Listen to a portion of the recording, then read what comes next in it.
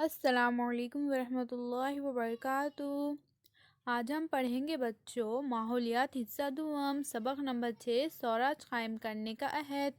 آج ہم اس کے مشقی سوالوں کے جواب پڑھیں گے اور لکھیں گے۔ تو چلیے بچوں ہم شروع کرتے ہیں۔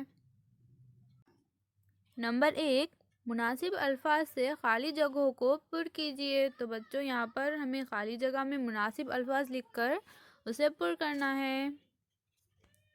الف، پونا کے جنوب مغرب میں ڈیش کا مندر بڑی سہانی جگہ واقع تھا۔ تو کس کا مندر تھا بچوں؟ ہماری خالی جگہ میں آئے گا رائے ریشور۔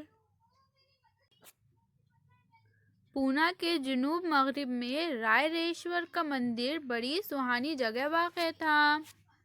ب، بارہ ماول علاقے میں جگہ جگہ ڈیش اپنی وطن داری سنبھالے بیٹھے تھے۔ تو ہماری ڈیش کی جگہ میں کیا آئیں گا بچوں؟ ہماری ڈیش کی جگہ میں آئیں گا دیشمکھ۔ بارہ ماول علاقے میں جگہ جگہ دیشمکھ اپنی وطن داری سنبھالے بیٹھے تھے۔ ج، شاہجی راجے نے شیواجی مہاراج کے نام کی ڈیش مہر تیار کر لی تھی۔ تو کون سی مہر تھی بچوں؟ شاہی مہر۔ تو ہماری ڈیش کی جگہ میں آئیں گا شاہی۔ شاہجی راجے نے شیواجی مہاراج کے نام کی شاہی مہر تیار کر لی تھی۔ اب ہمارا اگلا سوال ہے بچوں نمبر 2، ہر سوال کا جواب ایک جملے میں لکھیے۔ تو بچوں یہاں پر ہمیں ہر سوال کا جواب ایک جملے میں لکھنا ہے۔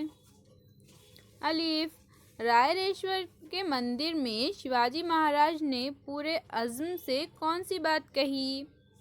تو ہمارا جواب ہے بچوں، جواب شیواجی مہاراج نے رائے ریشور کے مندر میں کہا کہ ہم سوراج کے قیام کے لیے اپنا سب کچھ نچھاور کر دیں گے۔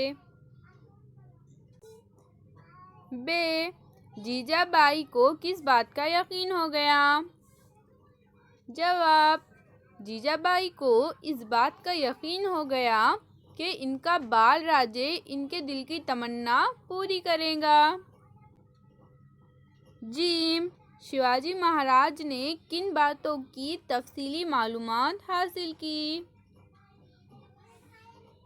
جواب، شیواجی مہاراج نے خفیہ راستوں، سرنگوں، تہخانوں، گولہ بارود، ہتھیار اور دشمن کی فوجوں کے ٹھکانوں کی تفصیلی معلومات حاصل کی۔